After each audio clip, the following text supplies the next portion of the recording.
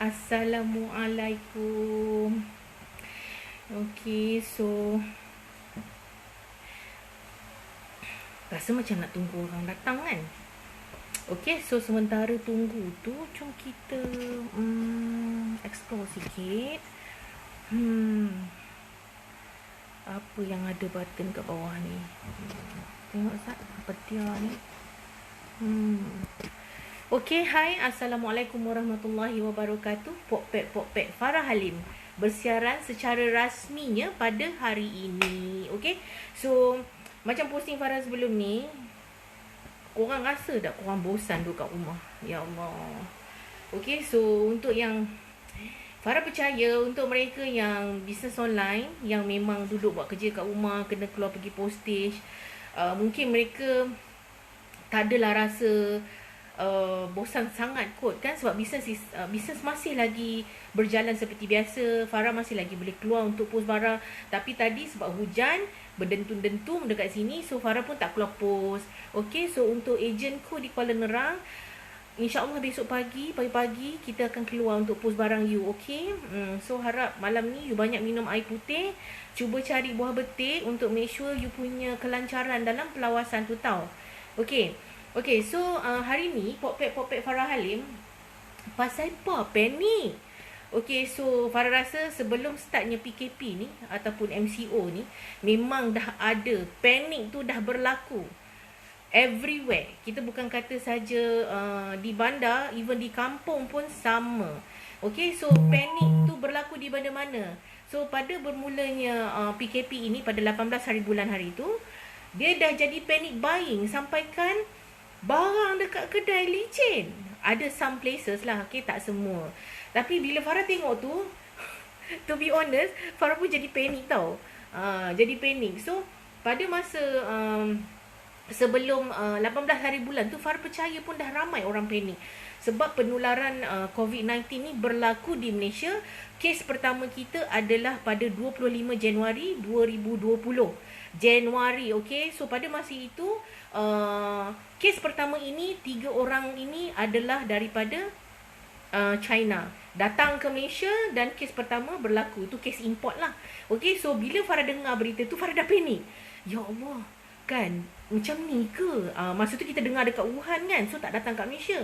So pada 25 Januari tu Farah pun macam dah panik. So perjalanan Farah yang panik ni, pergi dekat airport semata-mata nak transit bas sahaja pun Farah panik. Sebab apa? Farah tengok orang, Farah dengar Itali semakin teruk, jadi Farah pun panik. So nampak orang Itali, tapi panik tu bukan macam macam tu, tak, panik di dalam hati. So panik sangat, sebab macam ya Allah, kalau boleh aku banyak lagi benda yang aku tak capai dalam hidup aku, especially untuk mak ayah, untuk langsaikan hutang apa yang patut. So bila kita tengok benda macam ni, sampai kadang-kadang Farah macam ya Allah, marah sangat ke kau dekat aku ya Allah. So aku kena, ya Allah, aku adalah pendosa. So macam-macam, dia jadi panik tau, panik. Itu baru pergi ke airport.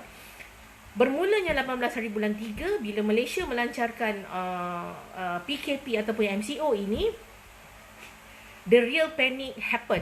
A day before, orang beli barang. Kan, orang beli barang dekat supermarket sampai licin. Ion sampai berderu-deru. So Farah tak boleh brain benda tu. Faham. Jadi apa yang kerajaan buat dalam berita, kita punya menteri berkenaan bagi tahu, jangan panik. Barang semua cukup, insya-Allah, faham. Okey. So itu adalah panik yang kedua berlaku dekat Malaysia ni. Mula-mula panik dengar coronavirus ni, mungkin panik tu dekat Farah je lah kan. Tapi panik yang kedua ni bila orang dengar makin teruk dan akan ada PKP, okey, panic buying. So sekarang ni Farah rasa antara dua ni, actually panik ni kalau kita dipendam dalam hati, bukan disantuni dengan perbuatan, dia akan jadi teruk. Okay, kita boleh stres, begitu. Tapi panik yang ketiga Farah nak share ni, panik yang bagus, iaitu panic saving. Okay, so Farah tahu rata-rata mereka yang kesan kepada PKP ini, ada yang company yang telah tutup, ada yang mungkin diberhentikan kerja, ataupun dipotong gaji, allowance dah tak ada. Okay, so Farah faham, Farah percaya, Farah adalah berada di dalam keadaan yang Farah pun faham. Ada time-time yang bila kita nak makan pun kita rasa macam kita terbaca orang yang dah terputus bekalan makanan. So kita yang hanya boleh tengok ni pun rasa sedih sebenarnya. Kita boleh baca but we cannot do anything. So Farah sendiri pun rasa sedih lah kan, because of these things happen. PKP, orang tak boleh keluar, dan orang yang berbisnes yang jual makan hari-hari tepi jalan yang tak ada lesen tu, so macam mana? Ada satu makcik nasi lemak ni, Farah suka sangat beli nasi lemak dia hari-hari dengan donat dia. So Farah bila fikir balik, macam manalah dia kan, sebab dia tak niaga. And kalau dia bukannya internet savvy ataupun teknologi savvy, so macam mana dia nak cari makan? So dia pun tak boleh cari makan. Okay, so Farah tahu banyak perkara yang terjadi meletakkan kita dalam situasi yang kita sangat stres. Tapi panic saving ini adalah satu perkara yang bagus jika kita boleh mengawal perbelanjaan di dalam rumah. Okey, so apa yang Farah nak cakap pasal panic saving ni, Farah bersyukur sangat, alhamdulillah. Okey, so kalau korang boleh tengok di luar negara, sebenarnya luar negara pun tak bagi bantuan seperti mana yang kerajaan kita bagi.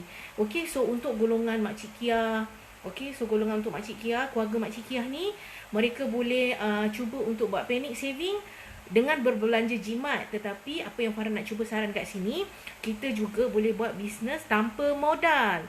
Bisnes tanpa modal, kalau satu transaksi kita buat, kita dapat RM30 satu hari. Kalau untuk 30 hari, berapa kita dapat? RM900. Okay, so itu kalau satu hari satu transaksi. Tapi apa yang Farah nak share dengan korang ni, bisnes yang Farah buat ni adalah satu bisnes keperluan, di mana orang sekarang ni mencari sesuatu untuk meningkatkan sistem imun badan, terutama kepada mereka yang mempunyai latar belakang penyakit kronik. Okay, so mereka ini adalah orang-orang yang memerlukan suplemen ataupun makanan kesihatan yang boleh meningkatkan sistem imun badan. Okey, sebab kita tak minta, kita kalau boleh kita tak nak pun COVID ni datang kat kita.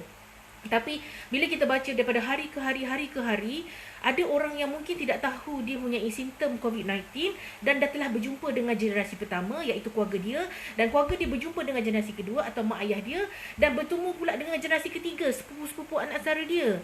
Jadi penularan tu boleh berlaku. Jadi kita nak kecilkan risiko, kita nak sediakan payung sebelum hujan.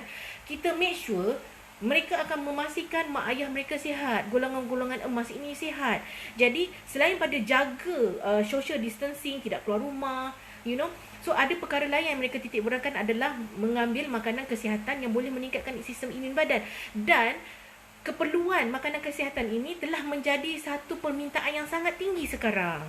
Okey, jadi itu yang Farah nak cuba share.